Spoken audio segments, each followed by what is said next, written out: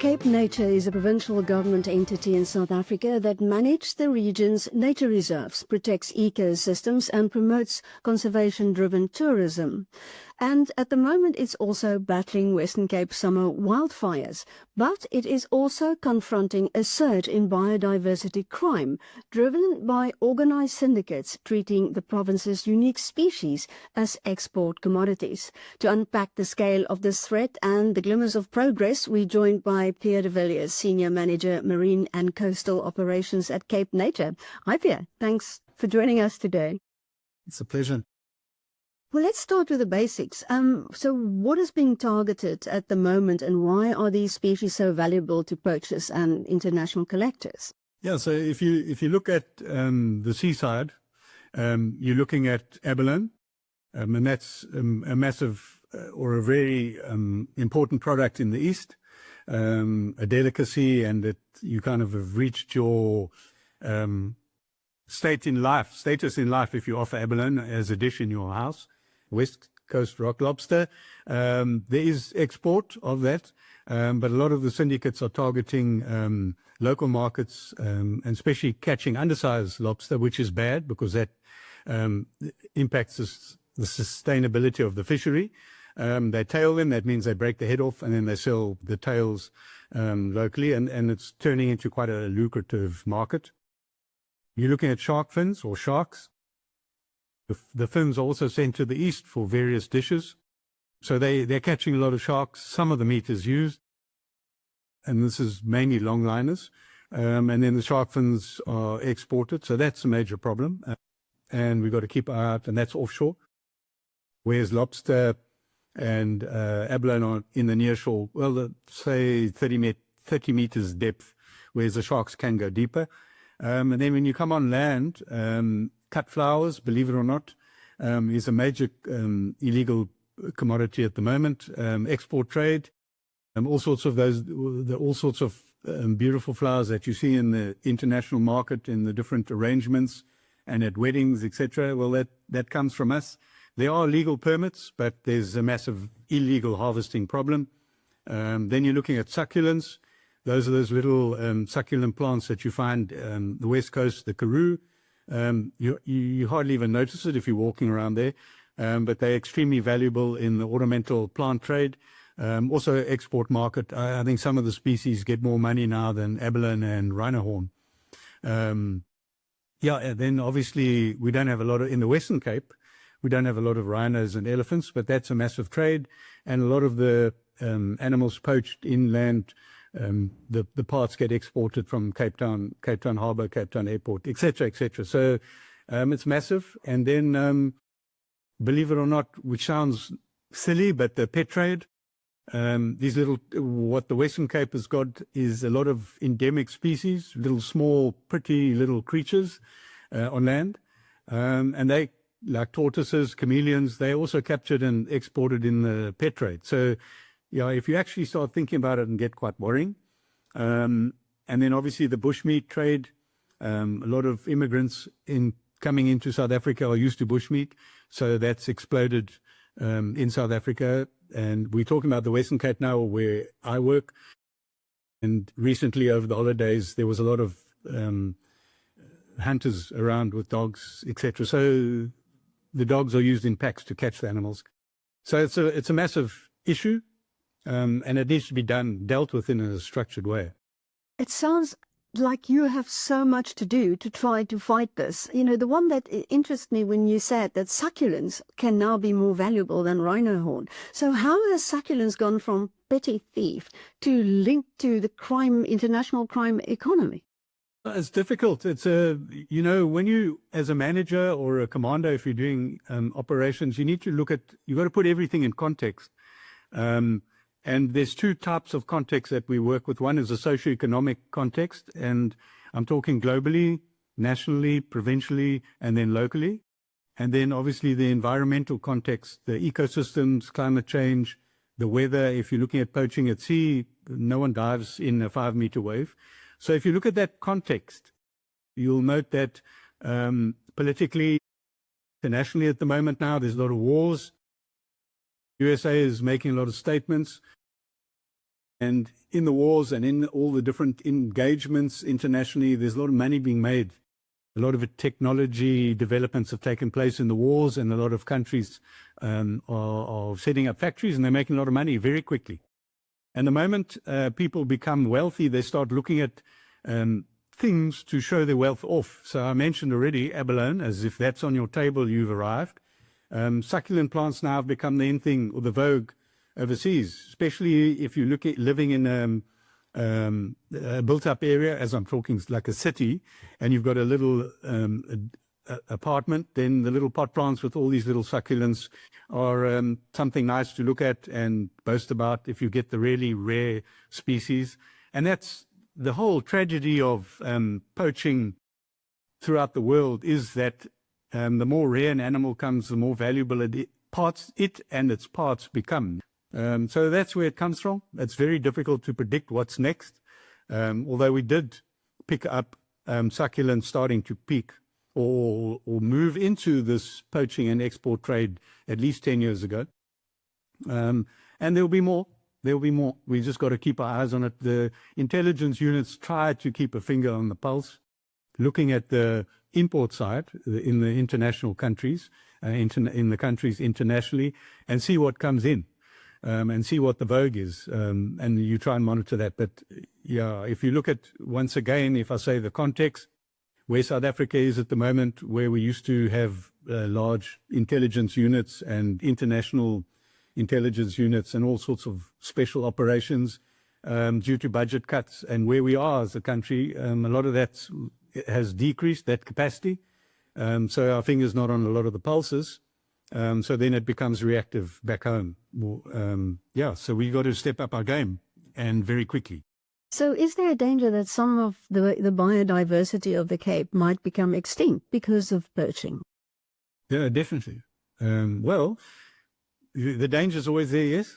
But then it's up to enforcement. Then it's up to managers predicting or first of all, identifying, because we can identify where the succulents grow. It's like any flower or plant. If you go to a nursery, there's a specific aspect of a mountain, temperatures, humidity, etc. So we know the needs of the plant, whether it's a flower or succulent, and the same with the marine species. We know their needs. We identify where those areas are, because that's what the poachers do, and then they go and poach. So then we need to be waiting for them and stop them poaching. And we need to take this very seriously. We need to step up our game. But there's a lot of articles I've noticed now recently in the last month or so explaining why we, as South Africa and as enforcement, whether it's SAPS, whether it's fisheries, CapeNature, you name it, why we can't do things, or why it's difficult to do things. And I just don't have that. That's not my philosophy. Yes, I agree with all of that, and that is why it is difficult. But if we really want South Africa to be in a desired place in 10, 20, 30 years from now, we need to accept that there are problems and come up with solutions. And enforcement is one of the solutions. And then obviously education, awareness, empowering people would be the other, the stick. And then, increasing the value of these plants or animals live for the people is essential. But if they don't have any income, I mentioned the context, so where the rand is, and where we are at the moment as a country. And if people don't have a job or they're struggling, you try and teach them the value of a tortoise as a natural species in the veld. They're not going to understand that. They will understand that it's a hamburger. And I'm simplifying that, but that's how simple it is. So the context needs to be understood by managers, and where we can grow economies. The informal economy in South Africa is massive, and poaching forms part of that. If we can change people's mindset and grow different economies to benefit us, that's good. That's where we should be looking, and looking with some intensity, not writing 500 reports and in 10 years deciding something. We need to evaluate and make a call. And then enforcement needs to step up. And yes, there's not a lot of money, not a lot of capacity, but there is money globally from donors. source that money and step up your game. I know it sounds simple, but we are doing it, and we have to do it. And as a country, we have to do it. Well, if we look at the size of the Western Cape, it's huge. I mean, the area that you have to do this over. So what kind of partnership is there between CapeNature, the police, and maybe the private sector? Yeah, so it's big, but not all the identified species exist in the entire Western Cape. So that is first of all, that's the first step that we must get out of our mind, is saying the Western Cape's massive, we just can't be everywhere. Well, we don't have to be everywhere. The species that are being poached are in specific places, and that's where we have to be. So that already narrows it down. So that's already a positive step. Then who we're working with, I'll talk about Operation Phakisa in the Overberg specifically, and then it applies generally to the whole Western Cape. But we are a very focused team and unit, integrated unit in the Overberg. So we work, I'm the commander or the coordinator of Phakisa Overberg, and we've got all the different SAPS units from the visible policing, the VISPOL they call that, is the stations in the whole area, and all the station commanders attend planning with their investigators and intelligence units. So there's a whole range of SAPS units, and we have them all involved. They can't all be at the planning all the time or in all operations, but we use specialist teams like the task team, anti-gang unit, ops. There's a whole range, but we use them when needed.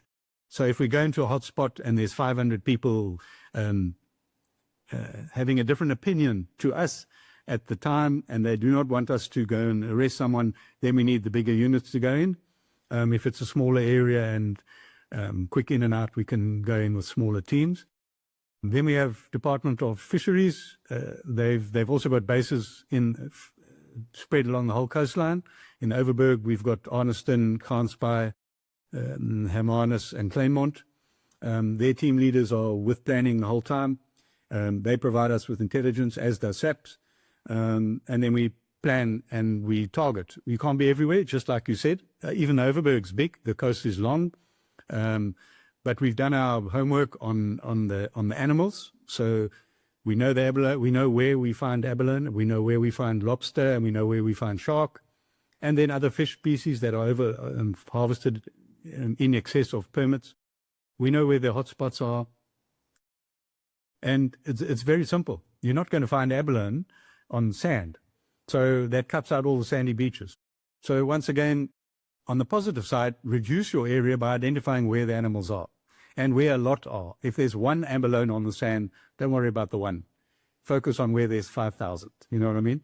So we get the intelligence from the fisheries side, from their scientists as well, and the enforcement side. Local law enforcement, Strand is the main municipal area in the Overberg. Overstrand's got a very capable enforcement team, a large number, and that's traffic officers to law enforcement, and they got a task team as well, and they've got a vessel, so we integrate them into all operations as well. And then CapeNature, we've got units in the whole area, nature reserves rather, and bases, and we've got a special operations team with vessels and various technology. So we're all in the picture. And eventually, we have planning once a week. And that big team, I mean, it adds up to about 60 people on a daily basis, which no one unit can provide. And we integrate them into that on a weekly basis, into hotspots on good weather days. Like I said, no one's going to dive in 5-meter swells. I dive myself, so I know not going to happen. And yeah, so we daily, on a daily basis, or at night as well, because a lot of the poaching happens at night, we're operational, and our stats show it. So it's a model that works and can be used in the rest of the country. It does depend on good leadership, transparent leadership, and bringing everyone into decision making. So that is critical. It's a model that works under the conditions that we operate under. And it can be used successfully elsewhere, guaranteed. You often find in South Africa where there's a strong unit, they don't want to work with others, and that can be problematic. There's that professional jealousy, etc. We don't have that. We just operate. Yeah, I think that's all the units that we bring in. And then you mentioned private sector. So we have volunteers. We can use volunteers and honorary fisheries officers, fisheries control officers, and we have a few of them. But with the private sector, we use them all for intelligence gathering.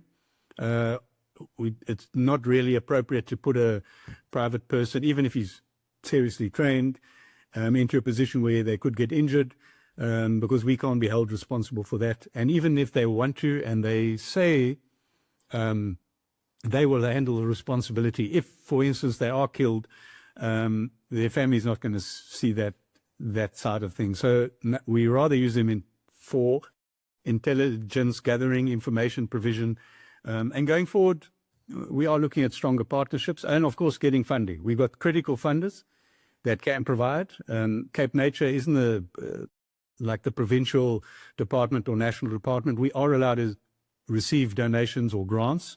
We set up a very structured agreement, which is, we obviously monitor it. It's audited. It's all above board. And we send reports to the funders, implementation reports as proof of concept and proof of what we're doing. And we've got some really good partners working with us, and, I'd like to thank them. But yes, there's opportunity for partnerships. So are you turning the tide, do you think, on poaching in the Western Cape? Not in the Western Cape, but in Overberg, definitely. Yeah, we've had that model I'm talking about, and we're having a very positive impact. The stats show it in what's seized and arrests, and so vessel seized, vehicle seized, and product seized. The challenge with that, it's still dead animals. So we're trying to do more prevention. We've got the military in at the moment. Once again, I did leave them out because they're not permanently involved in Overberg, but we bring them in, and we've got them here for an extended period, and that's it's a very good preventative operation when you have the military from the Navy right through to special operations on land. It closes down the area. It locks down the area. So the model works, but we still got to develop and implement that in other, say, on the Southern Cape, Peninsula and West Coast. They are doing similar operations, but not at the intensity that we are doing them. But time will, over time we will implement the model along the whole coast. Yeah, just need a bit of money here, but we'll get there. So how do they get these products out of the country? Because I see there was a huge haul that was of succulents that was discovered recently at Cape Town Airport. Yes, there's no one way. So where they are poached, whether it's succulents or abalone, I'll just use those two species, but any species, it obviously goes from the poaching site via road to normally a local storage within close proximity to where they're poaching, because if they're poaching at night, especially, they need by daylight, it needs to have been stored somewhere.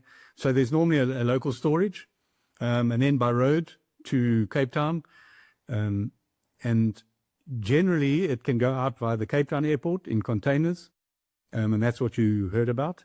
And the rhino horn and abalone, dried abalone, everything goes out there. There's some processing houses, for want of a better word, facilities in Cape Town, but a lot of times it also goes through to Johannesburg and gets flown out. It gets sent to neighboring countries because most of the neighboring countries don't have legislation protecting our species, and most of them don't have any abalone legislation at all. So once the products have been taken over the border, so by road, in trucks or bakkies or small or big vehicles, they're pretty safe. And a lot of them, there's evidence of exports of abalone from Namibia, I think it's Swaziland, Zimbabwe, Lesotho, Mozambique, and none of them have abalone. So that's the South African abalone that's been taken across the border. So there's not one route, otherwise we would have closed it down. There are many routes, and they change the whole time. The moment they pick up we watching or we catch a consignment, then they change their plan. Yeah, their modus operandi. So it's a game of chess. It never stops, and you've got to keep your finger on the pulse the whole time. I think, like with succulents, abalone and stuff, there's only a few places they can get those. Ideally, a strong contingent at those sites would be preferable, because then you keep the animals alive or the plants alive, which is our intention. A lot of the units are evaluated on their stats. CapeNature is, so that's the rest, and that's generally dead animals. CapeNature is evaluated on stats, but more importantly we have a state of conservation, or state of biodiversity report, and we can say what we want. We can say we're the best enforcement operation ever, but if the state of biodiversity report comes out and says there's no abalone left, there's something missing. So from a CapeNature perspective, we evaluated on keeping the animals in the water. So it's interesting doctrines that come into the mix with the different enforcement agencies, but I really enjoy it, and it's nice working together with all the different units. But succulents, they are clearly still alive. Can you put them back into the ground? Yes, CapeNature works with Sambi and the botanical gardens to try and grow or put well, it's very easy. You can put them in a pot, then they survive. But how to rehabilitate the area where they were poached and reintroduce them? A lot of these plants, once they're picked, they have been damaged, and you keep them alive with the sprinkler. But the moment you put it back in the karoo with it's like 100 mils of rain over the entire year, you've damaged it. You've damaged the root system. You've damaged the micro habitat around their roots. So getting them back into nature will be problematic, but I assume there might be a way forward. The idea of taking them to a nursery and legally selling them, so accept they're damaged and allow them to be marketed legally might be an option. So that's all being investigated. I don't think there's a solution at the moment for that. Thank you for speaking to us. Okay, pleasure. Thank you.